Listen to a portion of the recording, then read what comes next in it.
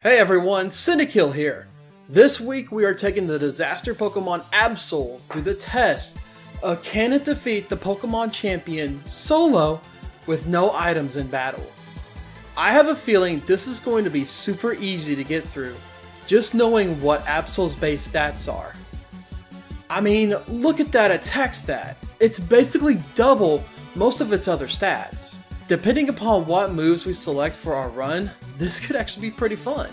It all depends on the ability as well. Looking at the level up moves, it learns Night Slash at 30, Swords Dance at 45, and Slash at 25 could also be pretty useful for a little while. By the time we get to 45, we should have the TM for Swords Dance, however, from Veilstone.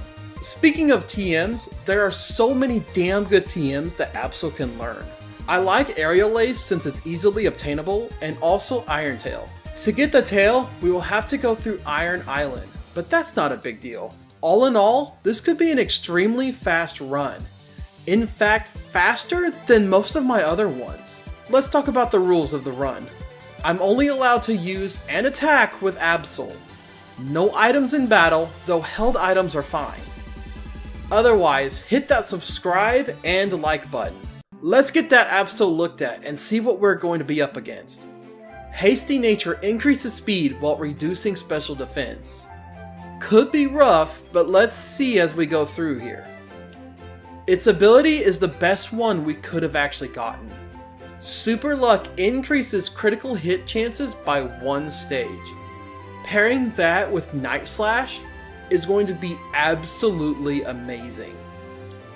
As always, the first major fight out of the gate is the rival to the right of Jubilife City. Our moveset just so happens to have knockoff now since we leveled up to 10. Let's just say this is going to be a fairly quick fight. Starly is no match against Absol since a knockoff takes it down in 1 hit.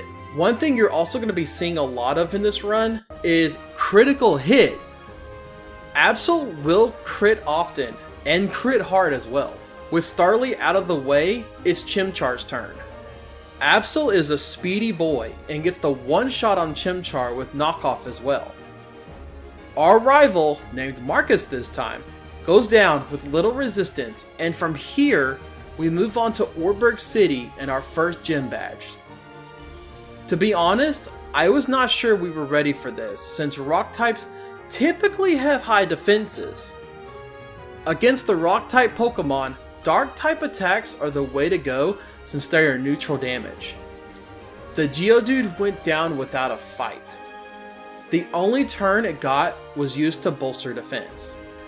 Onix managed to get a hit in on Absol, but 7 damage is nothing to worry about, and with Absol being faster, 2 attacks is all it needs to fall. Cranidos should have pretty good defenses, right? Well, it doesn't. 1 knockoff will take that Rock Dino right back to the prehistoric era. Not bad at all for the first badge. Mars was not much of a threat either, sadly. Zubat actually fell in 1 knockoff. Good deal. Did not want to mess around with those status effects that it loves to throw around. Her Ugly is really the biggest threat here, and even then, it's nothing too major to worry about. Fake Out stops us for a turn, big deal. Of course, it does get a critical scratch to bring Absol to 22 HP, but a knockoff almost takes down the big cat. Follow up with a quick attack next turn to finish it off. The Grass Gym just so happens to be next, and I'm starting to really like what I see. Absol's attack stat is so high right now, and it just keeps growing higher and higher with each level. It grows from 3 to 6 points a level. That's insane for this level of the game. With Gardenia, her only Pokemon that actually puts up any sort of a fight is Roserade, and that's just due to being faster. Stun Spore pops out, and wouldn't you know, we get fully paralyzed. Next turn, Grass Knot from Roserade hits for over 40 damage, but we break through the paralysis and smack it with a critical knockoff to defeat her. Usually I'm having to grind to level 30 or more to take down that Roserade, but instead Absol was 1 level higher. Crazy just what stats can do for you. Now it's Jupiter's turn to feel the wrath of Absol. Once again, Zubat is a one-shot to knock off. Also, before coming into the fight, I've replaced Taunt with Cut, since that's going to help us with Skuntank. Of course, I will start off with Knockoff to get the berry off of it. Flamethrower does 17 damage, so nothing major to worry about again. Cut did just slightly more damage than Knockoff did. Not sure how that works, but sure, I guess. Another Flamethrower at us, and on the final turn, critical Knockoff on the Skuntank to take it down. Aftermath does hurt once it's knocked out, but we will stay alive to win the fight. Hope that doesn't happen during the champion fight again. Oh yeah, we gain Slash at the end of this fight as well. An early version of Night Slash with the addition of our ability makes criticals happen a lot. Let's take that and put it to some good use against Marcus for the second rival fight. This will not take long to finish up to be on our merry little way. Starly gets one-shotted from a knockoff. His second Pokemon, Monferno, does get some damage in due to Mach Punch. A critical slash will put the monkey in its place though. Roselia is a one-shot to knock off, as well as Buizel, who didn't even get a chance to act. Yes, our speed is that good right now as well. Let it be known that this rival is not putting up much of a fight right now. Speaking of fight, let's try out the fighting gym. Before heading in here, I picked up the TM for Swords Dance from the department store. That's the only TM we're going to buy and put on Absol. I went into this gym thinking about having to grind since it's our weakness. Well, I was pleasantly mistaken. Metatite did the dumb and put up a Light Scream since we did a Swords Dance. A non-critical slash actually takes it down. Machoke is up next, and it's a one-shot to slash as well. Lucario is her third and final Pokemon, and I thought it would be a major issue to deal with. Once again, I was wrong. Absol is faster, and a Rock Smash super effective hit is a one-shot to it. I was extremely ecstatic just how well this went. Everything is going swimmingly, with no additional attempts being needed just yet. How about Crasher Wake and his Water-type Pokemon? Are they going to give us any issues at all?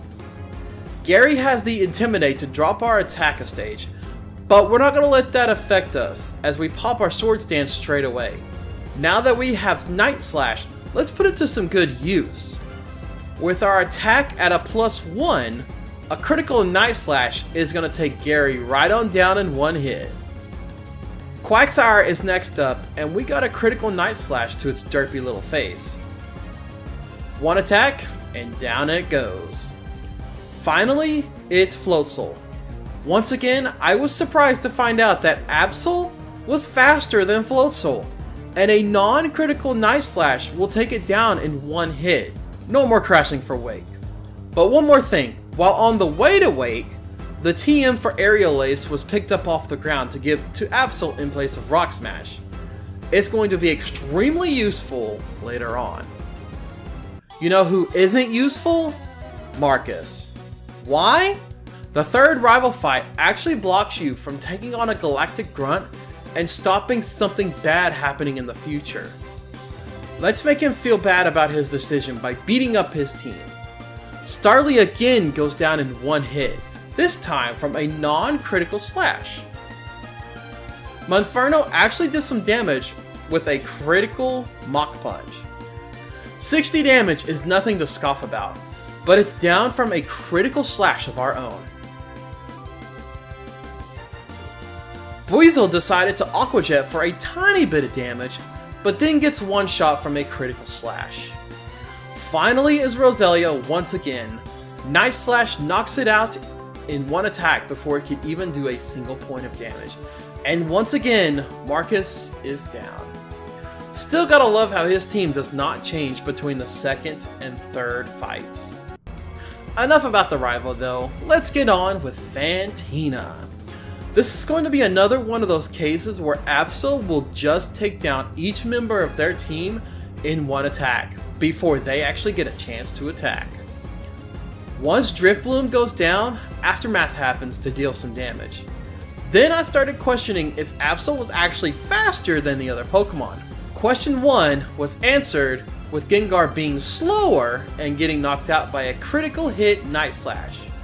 Even the berry it's holding to reduce dark damage did not help it.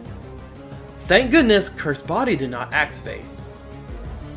Finally is Mismagius, and question 2 was answered with Absol is faster than Mismagius. Extremely surprised, a Night Slash takes it down, and once again, non-threatening gym fight was finished up. This is going much better than first planned, and there's still quite a lot left to go. Well, let's see what the fourth rival fight has to say about it. Well, at least the Starly finally evolved. I feel like a Swords Dance might be needed this time. Of course, it's going to start off with Double Team. Well, we have Aerial Ace, which never misses, so how about that? One shot to the Staravia, and next up is the Heracross already. I have a feeling it probably had a bug or fighting type move to use against us, but an Aerial Ace is 4 times effective against it, and it's down in 1 attack. Monferno is third up, and I guess Marcus got rid of the Mach Punch attack? Pretty sure that would have done some damage against us, but Absol is faster, and an Aerial Ace will take it down in a single hit. Roselia is a one-shot to Aerial Ace as well, and finally we have Weasel. It still doesn't use the Aqua Jet move, and a Night Slash will take it down in 1 attack. It just feels like this entire challenge has been easy mode so far. After the rival fight, we gain access to Iron Island and the TM for Iron Tail. If it hits, it will hurt with our attack being so high.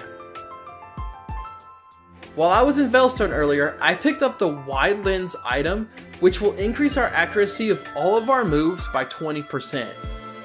It's going to be on for the entire game, just in case we need to use Iron Tail for any reason. There will be some times we have to, but let's save that for when we need it. The Steel Gym is up next, and I was a little nervous since just like Rock types, Steel types typically have high defense stats. Bronzor is a one-shot with Night Slash since it's part Psychic. Gotta love having that weakness. Now it's the big Steel Snake, Steelix. Night Slash doesn't do that much damage to it, and Sandstorm pops off from Steelix. Great, just what we needed. We are going to take a turn to Swords Dance, but a Gyro Ball comes out from Steelix for 66 damage. Can you say ow on that one? Next turn is Night Slash Critical Style to finish off the Steel Snake. Imagine seeing a Steel Snake in real life. Bastiodon doesn't have as much defense as Steelix since first Night Slash did much more damage to it. Since I did a physical attack to it, Bastiodon uses Iron Defense. Now the fun part of will Night Slash finish it off? The answer? With a critical hit, it will finish off Bastiodon. With Byron out of the way, Saturn and Mars are next, but it's also time for a word from our sponsor. Officially licensed by Nintendo, this Power A enhanced wireless controller for Nintendo Switch combines beauty and performance.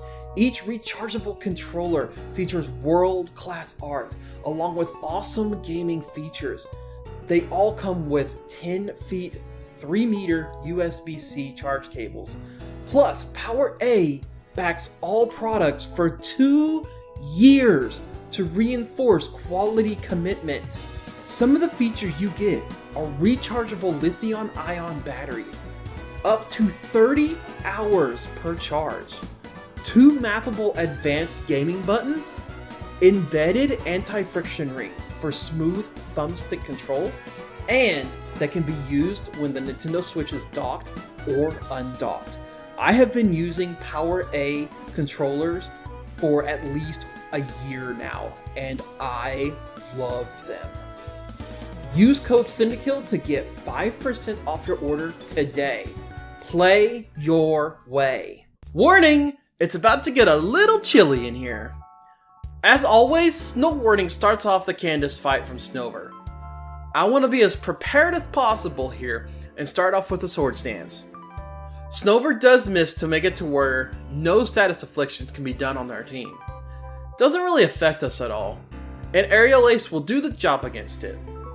Medicham is next up, and crazy enough, once again, Absol is faster. A Night Slash will give that Medicham a good night. Sneasel is third, and also slower than Absol. Isn't that crazy? And Aerial Ace again one-shots another Pokemon down. Finally, we have Abomasnow. Sadly, while it may be big and bulky, its defense is just not enough for a single Aerial Ace to take it down. And down Abomasnow will go for the 7th gym badge. Still going strong is the Galactic Hideout time and the first Cyrus fight. Our speed just keeps getting better and better. With Absol being faster than Murkrow, we actually get a sword stance off before it can taunt us. Now for the onslaught. The rest of his team are going to be going down in one attack each. Since Absol is also faster than each of them, we're going to take 0 damage the entire time as well. Sounds like a good thing to me. Well, will Saturn put up a bit more of a fight here? Sadly, the answer is no. Kadabra happens to be slower, and a Night Slash is going to take it down in one attack. Toxicroak is almost a one-shot with Night Slash, but the one attack we let it have, it just uses Toxic. Too bad that's going to do nothing to Absol. Even if Absol didn't expel the poison, the next Pokemon is going to be a one-shot to Night Slash as well for the win. What can I say? Absol is just overpowered. With that out of the way, what will Spear Pillar bring us? Honestly, the double fight with Mars and Jupiter was a complete pushover. This was the first time I've actually taken down a commander's team before the other Bronzor has been knocked out. Each Pokemon is a one-hit pain train that couldn't stop Absol. Here I thought this was going to be a lot harder, but I was completely wrong. Seriously, the only damage Absol took this entire fight was from Aftermath due to knocking out Skuntank. Guess I need to quit worrying about this so much. But with those two out of the way, the big bad boss of Team Galactic is back for the final time. I was a little more nervous here due to how powerful his Pokemon can actually be. We start off with a Swords Dance, and then get popped by an Air Cutter for some damage. By the way, it was a critical to us. An Aerial Ace takes the Honchkrow out, and next up is Crobat. An Aerial Ace takes the Honchkrow out, and next up is Crobat. Absol is faster and one-shots it with Night Slash. Gary is next, and does have Intimidate sadly, but will get knocked out to a Night Slash. Guess it wasn't intimidating enough. His final Pokemon is Weavile, which did not go down in one hit, and proceeded to Dig. For some reason, I thought Aerial Ace would hit through Dig. I was wrong. After getting smacked by Dig, a final Aerial Ace will take it down for the win. Legendary issue aside, and it's high time for the final gym leader, Volkner. Dare I say it? Raichu actually missed the Volt Switch, and was taken out with our Night Slash. I'm starting to see why Absol is such a good Pokemon. Next up is Ambipom to fake us out and flinch us. I did something I probably shouldn't have done. I used Swords Dance to make sure everything falls in one hit, but by doing that, Absol on the next turn gets smacked with double hit, taking him down all the way to 25 HP remaining.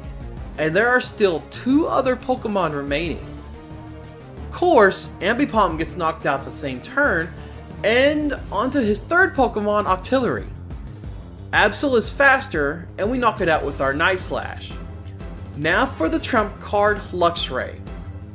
Unsure if I was faster, we've popped off a Night Slash before Luxray can actually hit Absol for the win. This was an extremely close fight, but we won. Crazy enough, still undefeated as well. Sadly, however, the streak ends on the final rival fight. Marcus's Staraptor is a beast in this game, and with a single close combat, knocks Absol from full HP to 41 remaining. With it also having a focus sash, I can't just knock it out next turn. And Absol actually faints for the first time this challenge. I just retried the fight without any extra levels and did the strategy a little differently.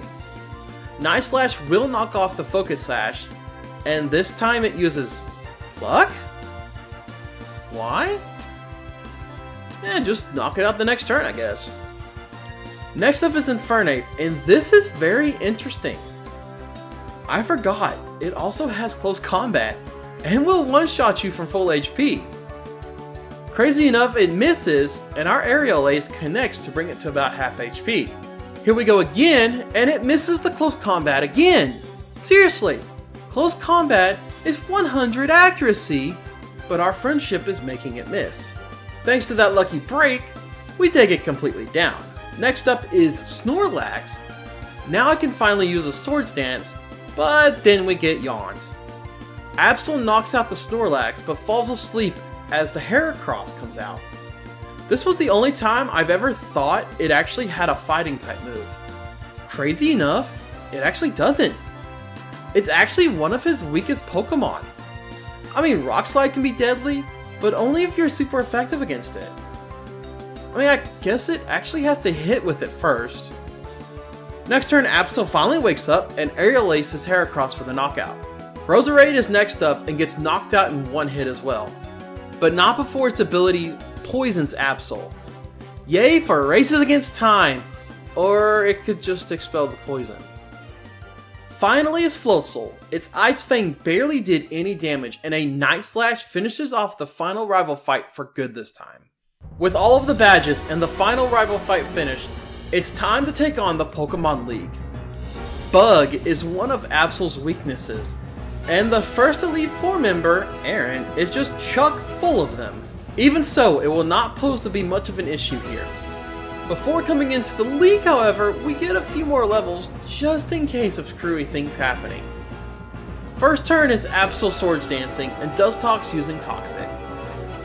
Toxic Poison will drain more and more of our HP with each passing turn, so we have to hurry on each of his team members.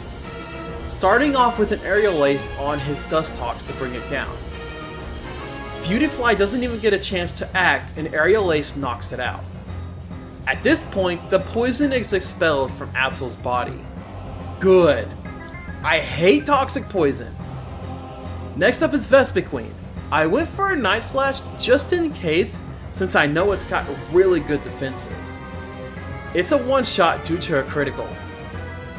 Heracross is again here, and will get knocked out to a 4-time super effective Aerial Ace. Drapion is his final Pokemon, and that X-Scissor did a massive chunk of damage to Absol. It's okay since we get the knockout on Drapion with an Iron Tail. This could have gone a lot worse, but glad it went this way. Now for Bertha, the ground member. The start is practically the same as it was with Aaron. Absol does the Swords Dance, and Quagsire uses Toxic on us. Joy and happiness abounds once again. Quagsire falls to our Night Slash, and next up is Sudowoodo. I swear sometimes I can't remember if it has fighting typing in it, or if it's just pure rock? Ground? I actually don't know its typing crazy enough. Oh well, a Night Slash takes it down in one hit. Whiscash is next, and falls to a single Night Slash. Toxic Poison is still on Absol as Golem takes the field. Not good, since we can't one-shot it due to its sturdy ability. An Earthquake brings Absol to 1 HP, and the poison gets expelled. Another super lucky break for Absol. And the poison spamming from Bertha begins. Psych! For once, she did not actually heal the Golem, and just let it get knocked out. I'm fine with that. Finally is Hippowdon. This is the make or break Pokemon. It has to be knocked out in one hit or we lose. Night Slash crits and does take out the Hippo in one attack, saving Absol from the Sandstorm damage and winning us the fight against the second member. Flint became a wall and a half for Absol. Between Rapidash's status effects of sleep or burn and getting damaged with Iron Tail, it was a reset city most attempts. I still have a few rare candies, so I went ahead and popped 3 onto Absol before we got started on this attempt. No swords dances, just going straight for the knockouts here. Rapid Ash will go down in a Night Slash, critical or non, but the question is, does the ability activate the burn? This time, no it doesn't. Next up is Lopunny. If it was not knocked out in one attack, a high jump kick would take Absol to low HP. Steelix is up next and almost got it down in one Night Slash, but it hangs on with a little bit of HP remaining. Crazy enough, it misses an Iron Tail. Next turn, Flint uses a full restore, but Steelix will get knocked out this time in one Night Slash. Damage rolls, gotta love them. Driplim is next and doesn't stand a chance with Absol using Night Slash. No aftermath this time as his final Pokemon Infernape comes out. Close combat would end Absol in one attack, but a miss lets Absol take Infernape down to 1 HP due to Focus Sash activating. Flint being Flint uses a full restore and our next Aerial Ace knocks it down completely to finally progress to the easiest fight I've ever had in Pokemon Challenge history. Seriously, Mr. Mime let Absol set up a Swords Dance, and since we are faster, it's a one-shot Pain Train to every single one of his Pokemon. Thank you, Lucian. I really actually needed that. I decided to dump the remaining rare crystals I have onto Absol and pop him up to level 83. His stats are actually really insane for this level. Our defenses are low, but our attack is gigantic. It's Cynthia time. Let's do this. The first attempt was going really well. Spiritomb is walled by Absol since most of its moves are not very effective or immune. We could set up a triple threat, but on the first attempt, I went with just one Sword Stance just in case. Of course, Spiritomb can't handle that and gets knocked out in one Night Slash. Same thing for Roserade, except it doesn't even get a hit in and falls to an Aerial Ace. Her next Pokemon this time is Lucario. Aerial Ace doesn't quite take down the Lucario, and in retaliation uses Aura Sphere to one-shot Absol. On the second attempt, I actually go for 2 Sword Stances before knocking out the Spiritomb with a Night Slash. This time, Absol is hit with a couple of attacks and nearing half health. Still though, I think we will be okay. Roserade again is slower and falls to an Aerial Ace. Don't have to worry about the ability since it's natural cure for Cynthia's team. Now is Lucario again, and this time it's a one-shot. I think we're on smooth sailing from here. Gastrodon and Milotic are both one-shots to our Night Slash criticals. Good, since I really did not want to have to deal with Milotic and its moveset. Finally, it's time for the big main event, Garchomp. That ability can really screw us out of a win if we are hit. But Garchomp did the dumb on this and used Swords Dance. I guess she thought it wasn't strong enough to take us out in one attack? Strange, I know. A single Night Slash takes down the dragon. Even though the ability activates, we have plenty of HP, so the win is ours. I really don't know why Garchomp chose that instead of going for an attack. We make it into the Hall of Fame with our fastest time yet of 9 hours and 7 minutes. It feels good to actually finish a challenge fast this time. I'm gonna close on a few things this time. I got sick with the COVID virus for a couple of weeks, and barely managed to get the Arceus video out when I did. Just this week, I basically have my voice back, but still a cough. You won't hear it in the recording since I'm gonna edit out every single time it happens. This challenge was actually supposed to be out on the last Saturday of October, and I had to keep pushing it back further and further just due to the sickness. I'm getting better, but I know it's a long road of recovery on this. As long as I can keep my coughing under control and my throat from not acting up, there should be more challenges in the future. In fact, I'm planning one for next week to have up on the channel. I haven't quite decided if it's going to be the Fossil Pokemon only run in Pokemon Black 2, or a special one that I'm working on right now. Scarlet and Violet will be a ways away before I can make a challenge run of them, since I'm not sure of anything on them just yet. I think that's actually about all from me though. Thank you for watching, and I'll see you next time.